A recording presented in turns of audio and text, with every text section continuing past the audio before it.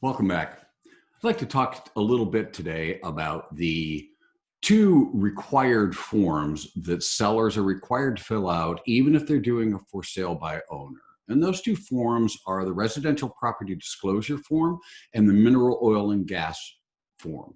So under the residential property disclosure form, it is required for sellers to complete this form in virtually all residential sales transactions. There are a couple of exceptions.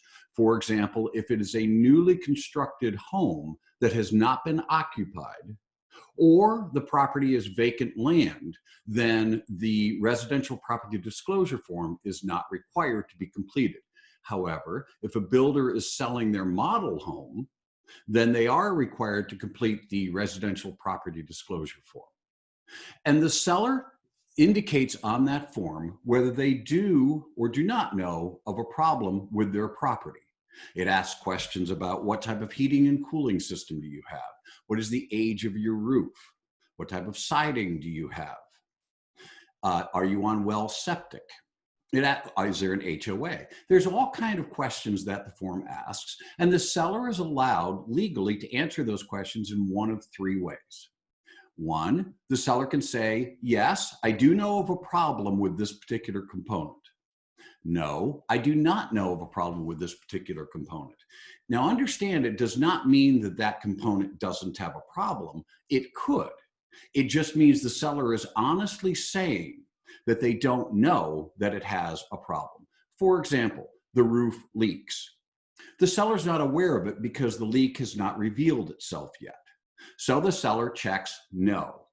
When the buyer moves in, it is determined that in fact the roof is leaking, damage is being caused. Therefore, although the seller didn't know it was a problem, and they honestly answered the question that they didn't know it was a problem, the burden would be on the buyer to make the repairs unless they could prove that the seller did know that there was a problem, but chose to answer dishonestly by saying no. The third choice that the seller has in answering the question is no representation. Essentially what that's saying to the buyer is, I'm not telling you whether I have a problem or not. It's your problem, Mr. or Mrs. Buyer, to figure it out. The reason that option is allowed in North Carolina is because by default, we are still what's known as a caveat emptor state. Caveat emptor means let the buyer beware. And by default, we are that type of state. So therefore, a seller can say, yes, I do know of a problem. It doesn't mean the seller is required to fix it, but if they know they have an issue, if they know there's something going on that particular component of the house or the property, then if they say yes, they should then explain what the problem is. The seller, again, could also say, no, I don't know of a problem. And there they are honestly answering that they don't know they have a problem. Or the seller can say, no representation. I am not indicating whether I have a problem or not. In all three cases, regardless of how the seller chooses to answer, a buyer is always very wise to have a home inspection done, because they want to know from a professional whether there are issues with the property or not. Understand that your agent cannot advise you as how to complete the form. Your agent's responsibilities under the North Carolina Real Estate Commission's rules and regulations is to provide you with the form, you the seller, provide you with the form, make sure you understand how to complete the form, yes, no, no representation, sign here, put the address here, etc., and what your rights and obligations are as a seller. I always advise agents to recommend to sellers to be honest and truthful. If you know you have a problem, obviously the best thing to do is to fix it in what's called a good and workmanlike manner. So for example, you have some rotted wood on your siding. If you fix it in a good and workmanlike manner, which is a legal term, in other words, if an inspector came out, the inspector would say, yes, this was done properly. If you do that and you make the repair, then you no longer have a problem. So you no longer are obligated to say, yes, you know you have a problem. Of course, you could have always said no representation and done nothing. You could have made the repair and said no representation. But it's always best to be honest and truthful. If you think like a buyer, if you receive this form and everything is checked no representation, it's a pretty good bet. Your first thought is, what are they trying to hide? So it's always best to be honest and truthful. But as the seller, you do have the right to indicate no representation. Now, when it comes to the presentation of this report to the buyer, that report must be provided to the buyer prior to the buyer making an offer on your property. There are consequences if the buyer does not receive that residential property disclosure form and the mineral oil and gas rights report at time of offer. A good agent, and this is what I teach at Wilson Realty, will take those two forms, the property disclosure form and the oil, mineral, and gas rights report, and they will create a PDF with them after you, the seller, have completed them, and they will upload that into the MLS. That PDF, therefore, is available to all buyers agents, so when the buyer is interested in making an offer, those forms are available to them.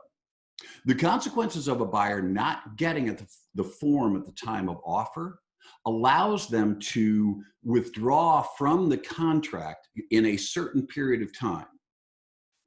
And if they withdraw from the contract, in this case 3 days, either from receipt of the form or 3 days from contract, whichever occurs first, if the buyer withdraws from the contract because they did not receive the property disclosure report or the mineral oil and gas rights report, then they not only get back their earnest money deposit, but they also get back their due diligence fee.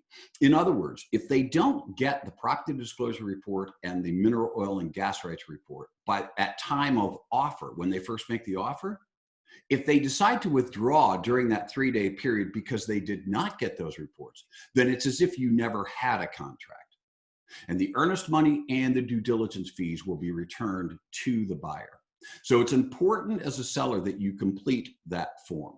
And again, you can say yes, no, or no representation regarding the form. The mineral oil and gas rights report is also a North Carolina required law. It is the law, and it is required that all sellers complete the form. And in the mineral oil and gas rights report, it asks 3 questions, each question about mineral, oil, and gas. The first question says to the seller, do you know if the previous owner of this property has severed, sold, given away their oil, mineral, and gas rights? And there the seller can say, yes, I do know that a previous owner did. No, I don't know that a previous owner did. Or no representation. I'm not speaking on behalf of a previous owner. The second question that the mineral oil and gas rights report asks to the seller is, did you, Mr. and Mrs. Seller, convey, transfer, sell, relinquish your oil, mineral, and gas rights? And there you only have 2 choices. Yes, I did, or no, I didn't. You don't get to say no representation when you may have severed the rights. The third question it asks about mineral oil and gas is, Mr. and Mrs. Seller, do you plan to convey your oil, mineral, and gas rights in the future? And again, you can only say yes or no. Just like the residential property disclosure report, there are exemptions as to when it does not need to be completed. Interestingly, it does not need to be completed in the sale of raw land. But it is required to be completed even on new construction. So whereas the property disclosure report is not required to be completed on a newly constructed home that's never been lived in, the MOG report is required to be completed for that newly constructed home, even if it's never been lived in. Again, the buyer has to get those at time of offer, no later than time of offer. And the best place to put that is in the MLS to assure that the buyer will get that information. The responsibility of the seller is to answer the forms truthfully and honestly. But again, the seller can always say no representation. I'm not saying one way or the other as to whether I have an issue or not. The buyer, upon receiving the form, will sign the form acknowledging that they have received it. And as part of the offer to purchase a contract, there is a section in the offer to purchase a contract that the buyer or the buyer's agent initials, stating they have received these forms or they have not received these forms at the time that they're making the offer. That's a brief discussion on the property disclosure form and its requirements in North Carolina, and the mineral oil and gas rates report and its requirements in the state of North Carolina. Again, please ask your agent if you have any questions. Reach out to me if you have any questions. We're more than happy to help you.